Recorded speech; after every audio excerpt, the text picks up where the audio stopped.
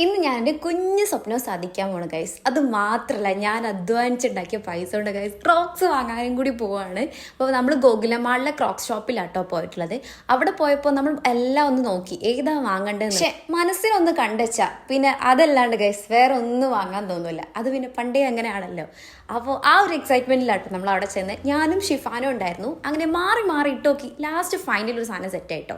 വീട്ടിൽ വിളിച്ചു പറഞ്ഞപ്പോൾ ഓർക്ക് അത് ഓക്കെ. അടുത്ത തപ്പല് ഷിഫാനായിരുന്നു കേട്ടോ. അവള് പർപ്പിളും സെറ്റാക്കി. ഇതൊന്നല്ല ഗൈസ് തപ്പല്. തപ്പല് എന്ന് പറഞ്ഞാൽ ഇതാണ് തപ്പല്, സ്റ്റിക്കർ തപ്പ. നോക്കി നോക്കി നോക്കി ഒന്നും പറ്റുന്നില്ല കേട്ടോ. അവസാനം ഞാൻ സ്റ്റാഫിനെ വിളിച്ച് ഇനിയും കൂടി നോക്കിത്താ. ഷിഫാനെ ഞാൻ മത്സരിച്ച് സ്റ്റിക്കർ തപ്പാണ് ഗൈസ്. ഒന്നും കൊണ്ട് സെറ്റ് ആവുന്നില്ല. എനിക്ക് ഓഫ് വൈറ്റ് ഷെയ്ഡ് ആയതുകൊണ്ട് ഞാൻ ഫുള്ള് ഡാർക്കിലാട്ടോ അധികവും സ്റ്റിക്കർ നോക്കുന്നുണ്ടായിരുന്നു. അങ്ങനെ ഫൈനലി ഗൈസ് ഒരു 8 കാലിന് എനിക്ക് കിട്ടി. അതെന്നെ വലിയ സംഭവമാണ്.